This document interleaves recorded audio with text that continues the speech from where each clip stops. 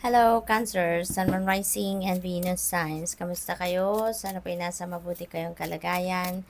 Welcome back po sa Star Tarot. Kung bago kayo dito, welcome din kayo. Thank you sa inyong support.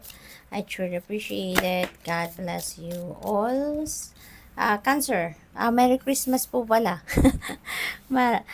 Maligayang Pasko po sa inyong lahat. Sana mag-enjoy kayo during these holidays.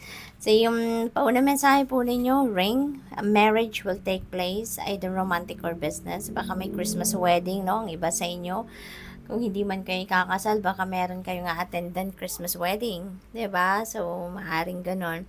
Or, kung hindi man, ganon ang sitwasyon, baka meron kayong business partnership, no, dito na papasukin at sa ngayon, at maaring kakapirmahan na kayo around this time, or baka ngayon pa lang ifa-finalize ninyo yung offers, yung mga ganon. So, congrats to that. What else? We have owl, good advice from a wise person. Ayan, so this could be from anyone, ano? This could be from anyone na siguro this is someone na tawag dito, baka this is someone na emotionally matured person, no? This could be parents ninyo, baka auntie ninyo, uncle, mga ganon, or baka katrabaho ninyo, kaibigan, boss ninyo, no? But this is definitely someone na magbibigay sa inyo ng sage advice that could be related to business or sa marriage, no? Kung kayo ay magpapakasal. What else? We have lightning, control your anger or you will be sorry. Okay, so kontrolin ninyo ang galit, nako, Christmas season. So sana mas piliin na lang ninyo na doon kayo sa pagmamahal, pagpapasensya, pag-ibig, yung mga ganon, rather than yung anger, no? Kasi sayang naman ang okasyon na to. This is a season of love, of forgiving and understanding and peace. Kaya as much as possible, atras na lang muna kayo, no, sa kung ano man ang sitwasyon na to na maaaring ikagalit ninyo. What else? We have younger man. Ayan, that could be related to this younger man. No? Si younger man, baka anak ninyo yan, pamangkin, pwedeng katrabaho ninyo, yung ganun. Baka ito yung magiging dahilan ng init ng ulo ninyo, ano. We have Tangkar, there is celebration, fun, enjoyment. So this could be celebration nito, no? Ng romantic marriage na yan or business relationship, no, na mabubuo between you and another. Baka magiging ka-business partner ninyo.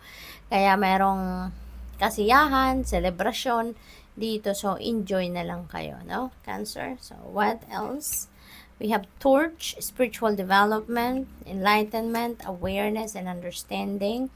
Ayan, so siguro merong focused kayo sa spiritual development ninyo sa ngayon.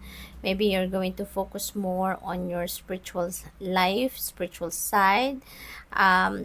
Maybe nagkakaroon kayo ngayon ng mas malalim na understanding, of your, understanding of yourself, of who you are, of your purpose in life, yung ganon.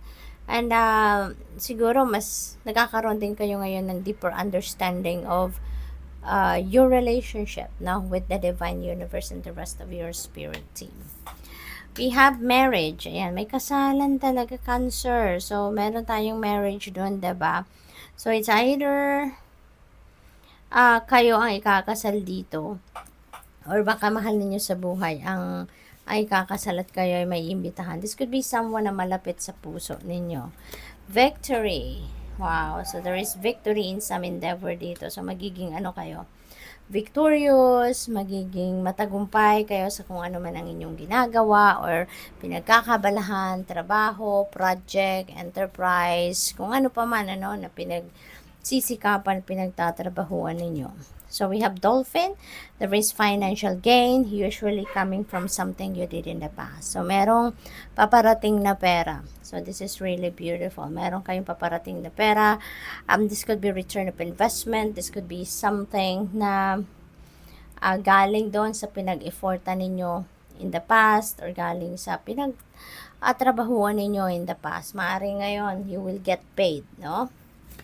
We have Sun, happiness and well-being. Napakaganda. This is such an exciting time for you. Magiging masaya kayo, magiging maganda ang kaganapan kasi definitely isi-set aside yun na to. Kung ano man yung galit na yan, yung anger na yan, ano man ang sitwasyon na yan, maaaring you're going to set that aside.